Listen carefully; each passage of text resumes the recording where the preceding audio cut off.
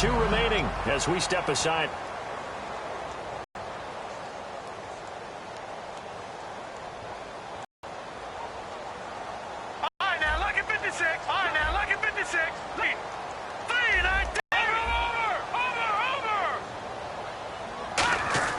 After the interception, here's goal.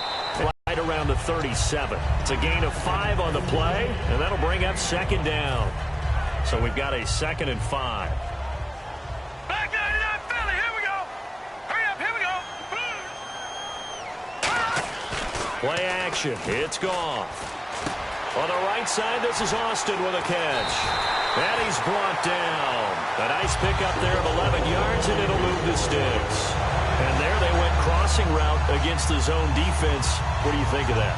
Takes real coordination between the passer and the receiver because you've got to read those zones and where the open spots are and be on the same page with the guy throwing the football.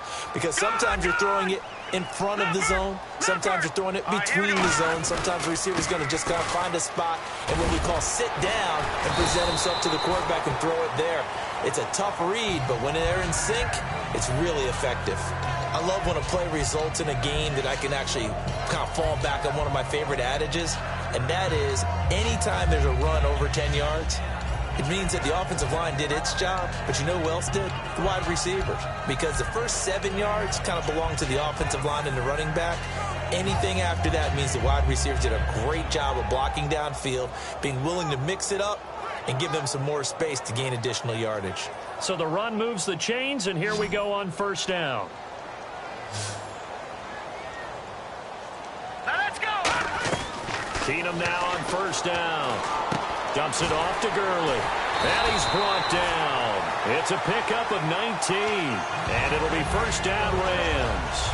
Well, coaches always talk about finding balance on offense. I don't think you can get much more balance than this. Big-time run, big-time pass. A 1-2 combination. Looked pretty good. How about that?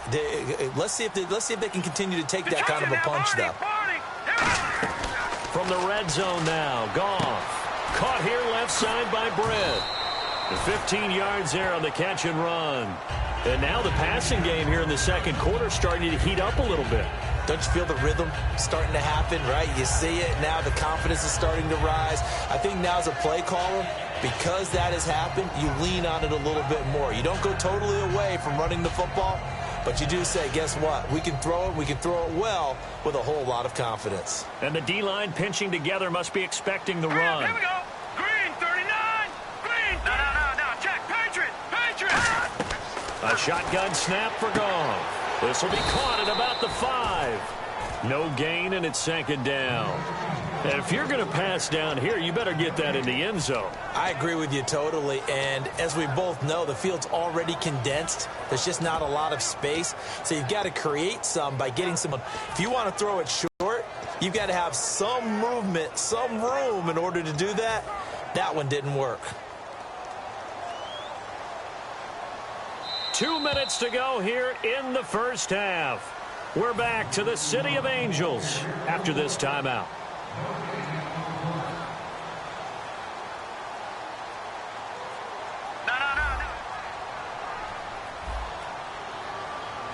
The one running back is Gurley. He'll get the football here.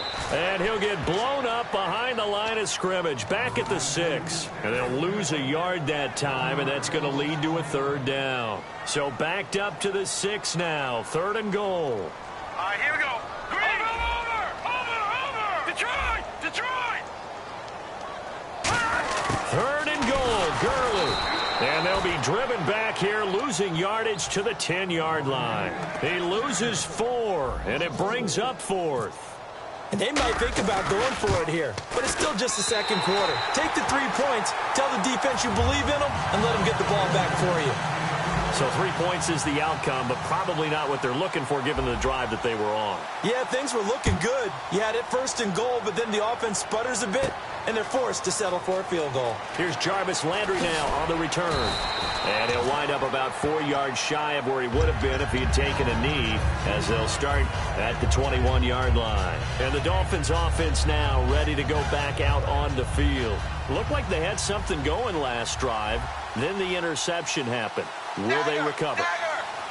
memory they need to keep with them is that they did have something going. They were moving the ball on offense, had a nice sequence going. Don't worry about the other part. You can't get that back. Let's go back to what you were doing well before. I thought you were going to say they need to have no memory, but remember the good part, forget the bad. I like that even better. On 1st and 10, Tannehill. And he'll be hit as he releases it, and that'll fall incomplete. While we have the chance, we have to discuss what young quarterbacks have done so far this season. Listen to this. Wentz, Simeon, Prescott, Garoppolo, Brissett, and Kessler combined 11-2 with a 15-3 touchdown to interception ratio. That's impressive. I thought everyone keeps saying that playing quarterback is really tough to do in the NFL. Those guys are proving them wrong. Well, I think that what they're doing is they're taking advantage of their skill set, emphasizing what they do best, minimizing things for them, right, to avoid errors. But some of them continue to elevate their game, and Trevor Simeon comes to mind. How about his last performance? 4 touchdown passes, no interceptions. It's a tried-and-true formula, and I don't think it'll change for as long as we play football. If someone's trying to throw the ball and you can put pressure on them and make it tough, that's only going to help your defense. Yeah, he's since being hurried. He got rid of it before taking the hit, but incomplete. And something you and I were talking about in our pregame meetings, Jarvis Landry, he likes being a part of Adam Gase's offense, doesn't he? That he does, and he loves being a #1 receiver. Because to be that guy, you know that they're going to kick coverages towards you. They're going to make it difficult, yet you're still going to produce. And that's exactly who Jarvis Landry is. How about the 32-yarder to set up the game-winning touchdown? He's a pressure player. Yeah, he finished in that game against Cleveland with 7 catches, 120 yards, and a touchdown. Looking to speed things up here, going with some tempo. On 1st down, it's Tannehill. And caught by Cameron right side. It's a gain of 6 on the play, and that'll make it a 2nd down. And there's a completion to the tight end. And look at the size of these players nowadays. At that spot, 6'4", 6'5", and up. A lot of guys used to be basketball players, somehow came back to football. And that's really good for the game of football. You're getting better athleticism, great hand-eye coordination, guys who know how to control their bodies when they run their routes. Here's Tannehill now on 2nd down. And he can't corral it. Maybe a big missed opportunity there defensively in the end zone. And now 3rd down. Now play number 8 on this drive, and they need 9 yards to pick up the first on 3rd. Tannehill, and now he lost the football. Tip the big man. Get the oxygen tank ready. And a huge return as he'll take this one all the way down inside the 30-yard line. Here comes Los Angeles. And where the ball is now, you got the field goal pretty much in the bag. Now do you try for the end zone a couple of times? I don't think there's any question about it. You might get a gift of 6 points rather than the 3 that you just noted that you feel like you already have. Be aggressive, go after it, and try and get those points. He'll throw underneath for Gurley.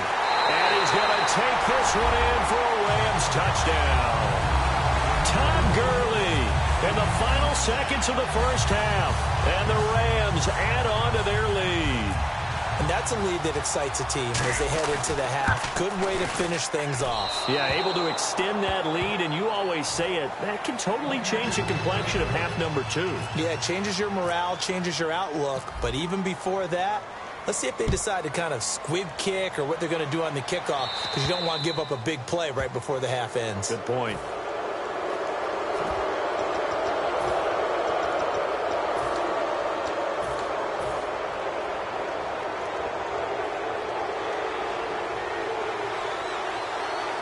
They come out 5 wide, 3 of them to the right side.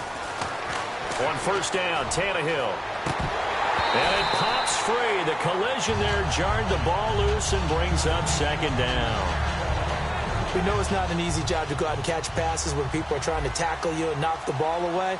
But the bottom line is, that's a pass he's got to have and a pass he should have caught.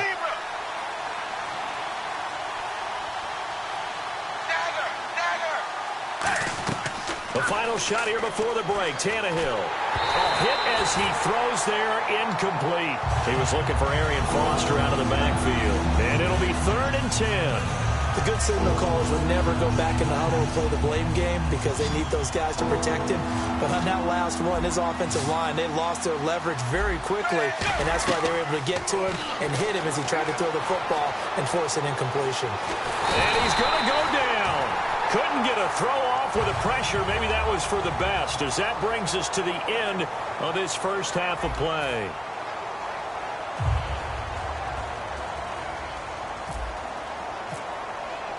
Both teams appear ready for the fight ahead, and we resume action here in quarter number 3. And there's a flag on the play. And the kick goes outside the white lines. That's why the flag comes out. Yes, and that was an error by the kicker, and it will give the offense great starting field position.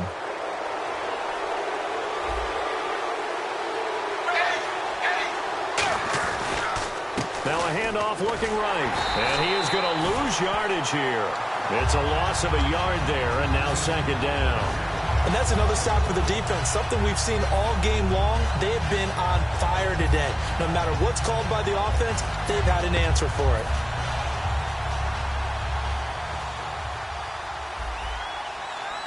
Zebra! Ready! On second down, here's Tannehill. He's going to hit his man out of the backfield, complete. A gain of 4 on the play, and that'll make it third down. I'm going to show my age here a little bit. We used to talk about running backs catching the ball as safety valves. Nowadays, they're a big part of the passing offense. Quit acting like you're so old. You're only 65. And a big loss here as he's taken down. William Hayes in there to get him his second sack now of the afternoon. And how about this? 4th and long, and they're going to go for it. They come out 5 wide, 3 of them to the right side. They're going to go. It's Tannehill. He's going to go for a big play downfield. That's going to be knocked away and incomplete. A surprising move to go for it, predictably, at least somewhat predictably.